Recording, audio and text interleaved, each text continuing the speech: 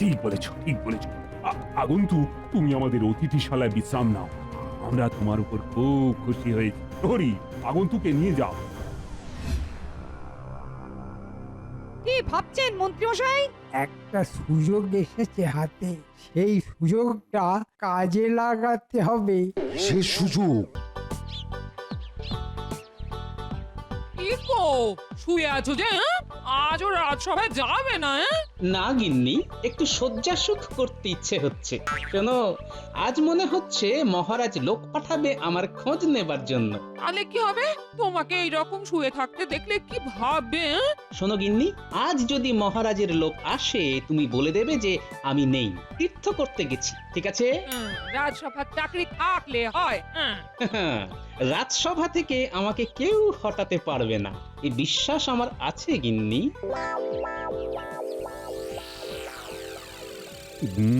গোপালের কি হলো বলো তো মন্ত্রী?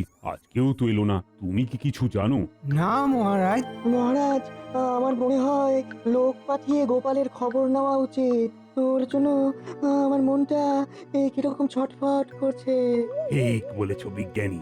আমারও গোপালের জন্য মনটা কেমন করছে। প্রহরী, প্রহরী, শোনো প্রহরী, তুমি এক্ষুনি গোপালের বাড়ি যাবে, খবর নিয়ে আসবে গোপাল রাজসভায় আসেনি কেন। যথাজ্ঞা মহারাজ।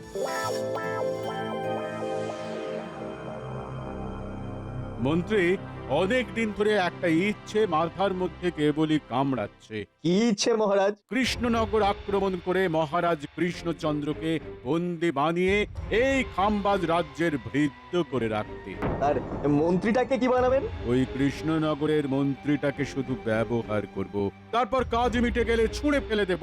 মহারাজ, একজনকে নিয়ে ভীষণ চিন্তা করার আছে মহারাজ। জানি জানি তুমি কার কথা বলবে, গোপালের কথা বলবে তো। এই ঠিক ধরেছেন মহারাজ, এই গোপালই হলো আমাদের এই ইচ্ছের অন্তরায়। কোনো উপায়ে গোপালকে রাজ্য ছাড়া করতে পারলেই আমাদের কাজটা সহজ হয়ে যাবে। ওই গোপালের বুদ্ধি হলো আমাদের একমাত্র অন্তরায়। কোনো কারণে গোপালকে যদি কৃষ্ণনগর ছাড়া করতে পারি তাহলে আমাদের কাজটা অনেক সহজ হয়ে যাবে। মন্ত্রী তুমি আপাতত একটা কাজ করো, বর্ধমান রাজার কাছে এই খবরটা দাও যে কৃষ্ণনগরের মহারাজ বর্ধমান রাজ্য দখল করবার পরিকল্পনা করছে। এই গুজবটা ছড়িয়ে দাও, তারপর দেখি কি করা যায়। ঠিক আছে মহারাজ। গোপাল দাদা, ও গোপাল দাদা, ঘরে আছো? গোপাল দাদা, ও গোপাল দাদা। গিন্নি, মহারাজ লোক পাঠিয়েছেন আমার খবর নেওয়ার জন্য। যাও যাও যাও, সুন্দর করে অভিনয় করে বলো দেখি আমি তীর্থে গেছি। দেখি তুমি কেমন অভিনয় করতে পারো।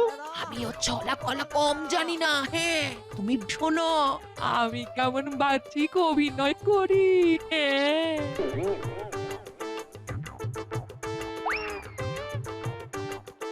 গোপাল দাদা, ও গোপাল দাদা, তুমি কি ঘরে আছো? এ ভাই, ও তুমি? প্রণাম গিন্নিমা। মহারাজ গোপাল দাদার খবর আনতে পাঠিয়েছেন। ভাই, তোমাদের গোপাল দাদা তো বাড়ি নেই গো, একটু তীর্থে গেছে। হ্যাঁ, কবে ফিরবে বলতে পারছি না। আসলে রাতে কোন এক দেবীর স্বপ্ন দেখে খুব ভয় পেয়ে গেছিল। হ্যাঁ, সকালে উঠে মুখে কিছু না দিয়ে চলে গেল। ঠিক আছে গিন্নিমা, ঠিক আছে, তবে আমি আসি। যাবে কি, দুপুর বেলায় গেরস্ত বাড়িতে এসেছো, একটু জল বাতাসে খেয়ে যাও। হ্যাঁ, ভেতরে এসো, ভেতরে এসো। বাহ বাহ গিন্নি বাহ, কি সুন্দর একটা গল্প ফাঁদলে, বাবা যায় না।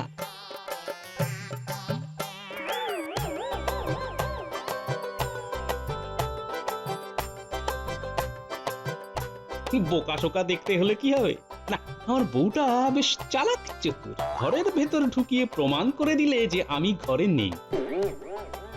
এই নাও জল আর বাতাস। হ্যাঁ, নাও নাও। প্রণাম গিন্নিমা।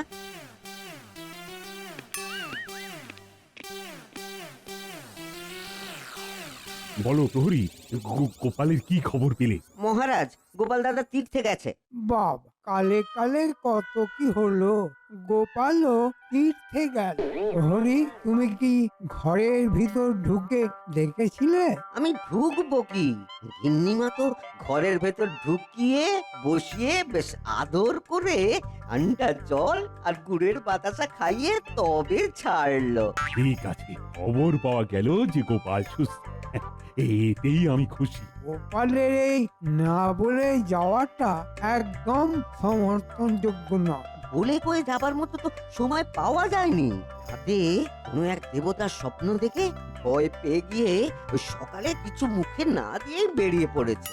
গিন্নিমা তো তাই বললো। ব্যাস, জানা হয়ে গেল। কি মন্ত্রী, তোমার জটিল মাথায় আর কিছু জানবার আছে নাকি? না মহারাজ, আর আমার জানার কিচ্ছু নেই। মহারাজ, একজন লোক আপনার সঙ্গে দেখা করতে চায়। এত রাতে কি দরকার? ঠিক আছে ঠিক আছে, পাঠিয়ে দাও।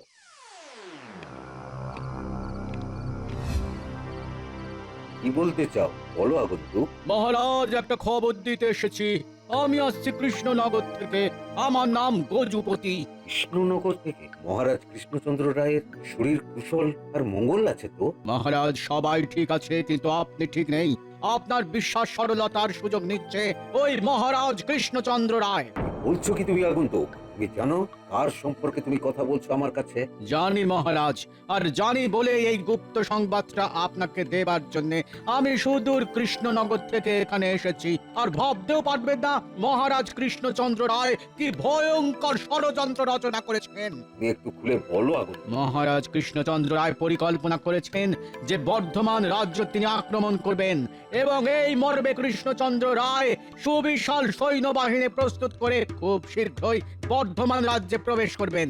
আমি খুব বিশ্বস্ত সূত্রের খবরটি পেয়ে আপনার নিকটে এলাম। খবরের সূত্র বলতে পারবো না, ক্ষমা করবেন। তুমি তো আমাকে খুব সংকটে ফেলে দিলে। আমি বিশ্বাস করতে চাইছি না, কিন্তু তোমার কথার মধ্যে এমন কিছু আছে যে আমাকে বিশ্বাস করতে বাধ্য করছে। আমাকে আপনি বিশ্বাস করতে পারেন মহারাজ, আমি মিথ্যের কথা বলতে আসিনি। আমি আপনাকে সতর্ক করতে এসেছি। ঠিক আছে ঠিক আছে, আমি কালকে এই বিষয়ে ওই রাজসভায় আলোচনা করব। এখন তুমি বিশ্রাম নাও। প্রহরী প্রহরী, আগন্তুককে তুমি অতিথিশালায় নিয়ে যাও। মহারাজের জয় হোক। মহারাজ কৃষ্ণচন্দ্র রায়, তুমি বন্ধুত্বের এই দাম দিলে? ছি ছি ছি ছি ছি ছি ছি ছি ছি। তোমাকে তোমাকে বন্ধু ভাবতেও লজ্জা বোধ হচ্ছে। ঠিক আছে, তুমি যুদ্ধ চাও, আমি যুদ্ধের ময়দানেই তোমাকে সমুচিত জবাব দেব। রাত হয়েছে মন্ত্রী, গভীর রাত, খুব গভীর রাত। তোমার পাঠানো গুপ্তচর ঠিক করে কাজ করতে পারবে তো? গজুপতি খুব পরিকর্মা, আপনি কিচ্ছু ভাববেন না, ও এতক্ষণে ঠিক কাজ করে দিয়েছে। তার মানে বলতে চাইছো যে বর্ধমান রাজার কাছে এই খবরটা চলে গেছে যে কৃষ্ণচন্দ্র রায় বর্ধমান আক্রমণ করতে পারে? শুধু করতে পারে তাই নয়, মহারাজ করবে, এই কথাটাই বলতে বলেছি। আপনি শুধু সময়ের অপেক্ষা করুন। কাল কৃষ্ণনগরে গিয়ে গজুপতি ঠিক উল্টো কথাই বলবে, আর গোপালের সম্বন্ধে খবর নিয়ে আসতে বলেছি। এতদিনে তুমি সত্যিই মন্ত্রী হবার পরীক্ষায় উত্তীর্ণ হয়েছো। এবার নিশ্চিন্তে নিদ্রা যেতে পারি। যাও মন্ত্রী, তুমি তোমার কক্ষে গিয়ে বিশ্রাম নাও, যাও। যথা আজ্ঞা মহারাজ।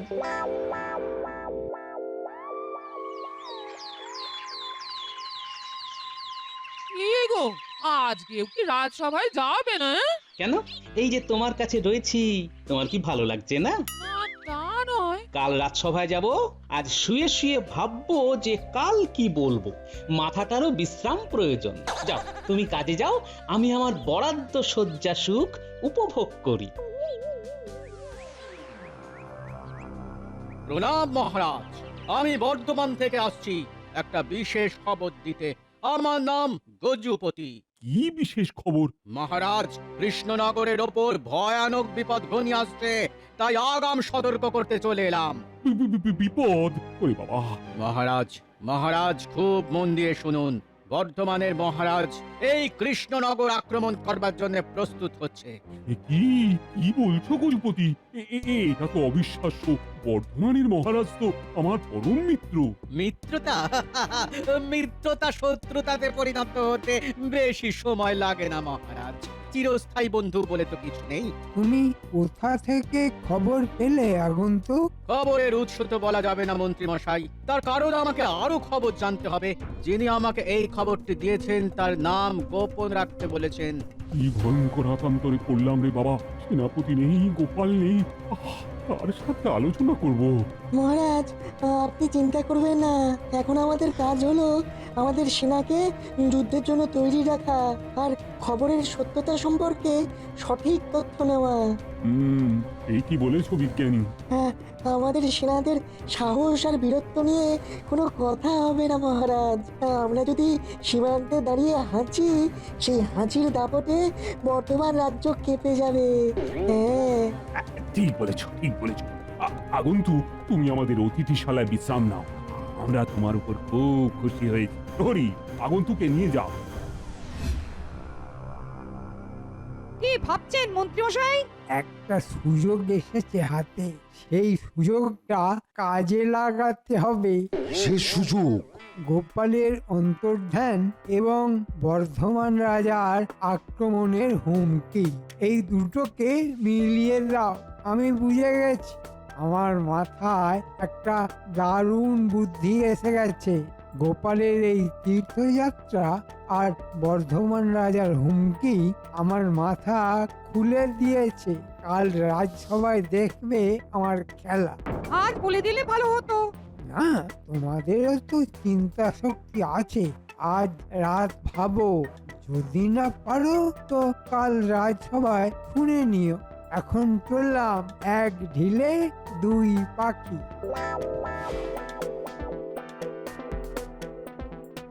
মন্ত্রী মশাই কি এমন ভাবলেন যে একেবারে নাচতে নাচতে যাচ্ছেন? আর মানে এমন কিছু ভেবেছেন যে এক দিলে দুই পাখি মারবেন?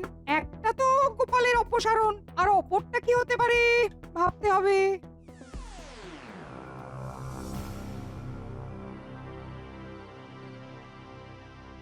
কি গো, কাল কি রাজসভায় যাবে না কালো সজ্জা বিলাস চলবে? বাহ বাহ বাহ বাহ বাহ, ভালো বললে তো।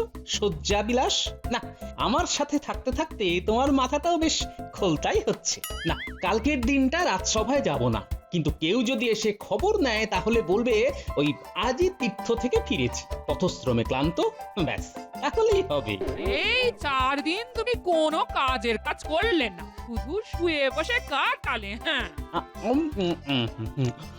আর এই শুয়ে বসে থাকাটা একটা কাজ গিন্নি।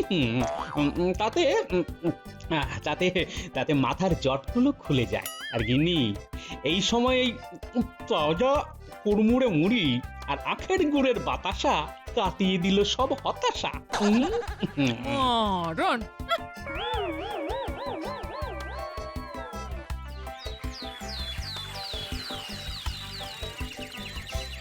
কাল সারা রাত ধরে চিন্তা করে কিছুই বার করতে পারলাম না। দেখি মন্ত্রী মশাই কি বলেন। মহারাজ, আমি আজ এমন একটা কথা বলবো যেটা শুনে আপনি বিস্ময়ে হতবাক হয়ে যাবেন। কি কথা মন্ত্রী মশাই? আরে তাড়াতাড়ি বলো, তাড়াতাড়ি। আমি একটা বর্ধমান রাজার ধাক্কায় তো টলমল করছি। এবার যে কথাটা বলবো সেটা শুনে ধরাশায়ী হয়ে যাবে। মানে? মহারাজ, গোপালের তীর্থযাত্রা সম্পর্কে খবর এসেছে। গোপাল বর্ধমান রাজার কাছে তীর্থযাত্রা করতে গিয়েছিল। মানে কি বলছো বলো তো তুমি? আপনি যেটা শুনলেন নিজের কানে, এই ষড়যন্ত্র মানে কৃষ্ণনগর আক্রমণের এই ষড়যন্ত্র গোপাল এবং বর্ধমান রাজা বসে তৈরি করেছে। কি যে অবিশ্বাস্য! আমার কাছেও অবিশ্বাস্য ছিল মহারাজ, কিন্তু কাল রাতে আমার কাছে দুজন ব্যাপারী দেখা করে এই কথার সত্যতা জানিয়ে গেছে। ওরে বাবা, এ তো মোক্ষম চাল চেলেছেন মন্ত্রী মশাই। এক চালেই তো ইস্তিমাত। আপনি এক্ষুনি গোপালের বাড়ি লোক পাঠান মহারাজ। কিন্তু গোপাল তো বাড়ি নেই। কাজ তো হয়েই গেছে, এখন তো ফিরে আসতেও পারে। ঠিক আছে, তুমি ঠিকই বলেছ। প্রহরী, তুমি এক্ষুনি গোপালের বাড়ি যাও, গোপাল থাকলে নিয়ে এসো। বলবে মহারাজ জরুরি তলব করেছেন। যথার্থ মহারাজ।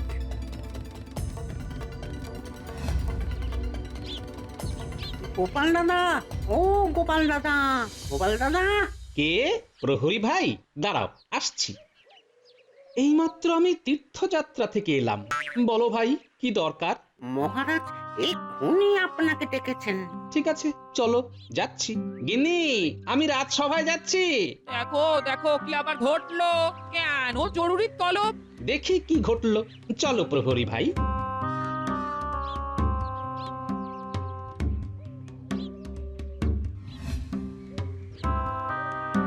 এই এই তো গোপাল এসে গেছে। প্রণাম মহারাজ, আজই এলাম, পথশ্রমে একটু ক্লান্ত। কোথায় তীর্থ করতে গিয়েছিলে গোপাল? মন্ত্রী, আমাকে জিজ্ঞেস করতে দাও। গোপাল, আমি বিশ্বস্ত সূত্রে জেনেছি যে তুমি বর্ধমান রাজার কাছে গিয়েছিলে এবং ষড়যন্ত্র করতে গিয়েছিলে। তুমি কিন্তু না বলতে পারবে না। বর্ধমান থেকে গজুপতি বলে এক সজ্জন এসে বলেছে যে বর্ধমানের রাজা কৃষ্ণনগর আক্রমণ করতে চায়। আমি ষড়যন্ত্র? কি বলছেন মহারাজ? তাহলে তোমাকে প্রমাণ দিতে হবে কোন দেবতার স্বপ্ন দেখে কোন দেবতার আশ্রয়ে তুমি পুজো দিতে গিয়েছিলে। এই রে, আমার অবর্তমানে মন্ত্রী নিশ্চয়ই কিছু চাল চেলেছে। আর তুমি চুপ কেন? এই মুহূর্তে চুপ থাকাই ভালো, কারণ আমি যদি বলি আমি ঘরে ছিলাম তাহলে মহারাজ বিশ্বাস করবে না। তোমার নীরবতাই আমার প্রশ্নের উত্তর দিয়ে দিয়েছে। তার মানে তুমি এই ভিন্ন ষড়যন্ত্রের সাথে যুক্ত। না না না না না না না, আমি আর তোমার মুখ দেখতে রাজি নই। তুমি আজ এই মুহূর্তে এই রাজ্য থেকে চলে যাবে। মহারাজ, আমার কি দোষ সেটাই তো বুঝলাম না। অভাগা জানিল না, বিচার হইয়া গেল। মহারাজ, আমি বুঝিয়ে বলছি, আপনি শান্ত থাকুন। নির্ঘাত সরল সাদা মহারাজকে কেউ কোনো মিথ্যে কথা বলে আমার প্রতি খেপিয়ে তুলেছে। শোনো গোপাল, বর্ধমান রাজা ঘোষণা করেছেন যে তারা কৃষ্ণনগর আক্রমণ করবে। একজন শুভানুধ্যায়ী এসে সেই খবর দিয়ে গেছে এবং আমার কাছে খবর আছে যে তুমি এই ষড়যন্ত্রে আছো। তুমি চলে যাও গোপাল। বেশ বেশ মহারাজ, আপনাদের যখন তাই ইচ্ছে আমি চলে যাব মহারাজ। কেউ চলে যায় ভালো থাকার জন্য, যেমন গোপাল, আর কেউ থেকে যায় ভালো করার জন্য, যেমন আমি। প্রণাম মহারাজ, আমি আসি। বেচারা গোপাল, ওকে মন্ত্রী ইচ্ছে করে ফাঁসিয়ে দিল। আমি এখন মুক্ত মহারাজ। এতদিনে আপদটা বিদে হল। ঝিনুকের মধ্যে যে বন্দি সে নাকি মুক্ত।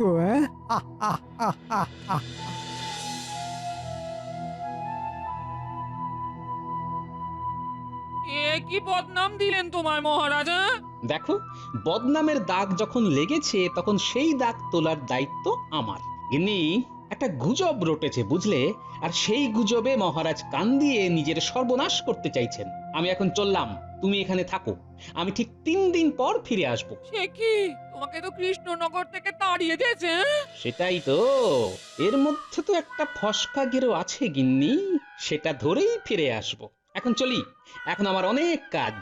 বর্ধমান মহারাজের কাছে যাব, কিছু উপহার কিনতে হবে, আর কেউ যদি জানতে চায় তাহলে বলবে ওই গোপাল যেদিকে 2 চোখ যায় সেদিকে গেছে, বুঝলে? বুঝলাম।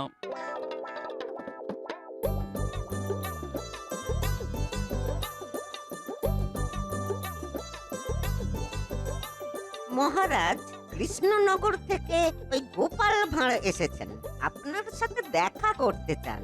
ঠিক আছে ঠিক আছে, পাঠিয়ে দাও। এসো গোপাল, এসো। তোমার হাতে ওই বিশাল থালাতে কি আছে? কি আর থাকতে পারে বলুন মহারাজ?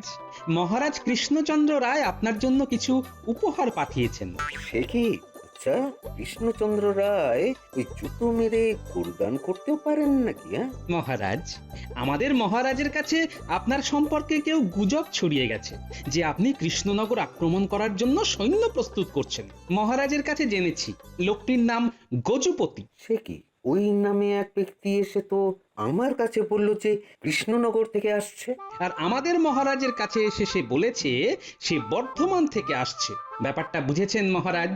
আহা, না না না, খুব ভুল হয়ে গেছে গোপাল, খুব ভুল হয়ে গেছে। এবার কি করা যায় বলো তো? মহারাজ, আপনিও উপহার পাঠিয়ে মহারাজের সঙ্গে বন্ধুত্ব করে নিন। একদম ঠিক বলেছেন মন্ত্রী মশাই। তার সাথে একটা পত্র লিখে দেব, আর মহারাজকে বলবে পত্রটি মনে মনে পড়তে, আর এই সব উপহার তুমি নিয়ে যাবে মন্ত্রী। যথাজ্ঞা মহারাজ। গোপাল, তুমি আজ বিশ্রাম নাও, কাল মন্ত্রীর সঙ্গে তুমি তোমার কৃষ্ণনগর ফিরে যাবে। আপনার জয় হোক। মহারাজ, গজুপতিকে একটা বিশেষ উপহার দিতে হবে। আমার জন্য চিন্তা করতে হবে না, আমার চিন্তা করবে খাম্বাজ রাজ।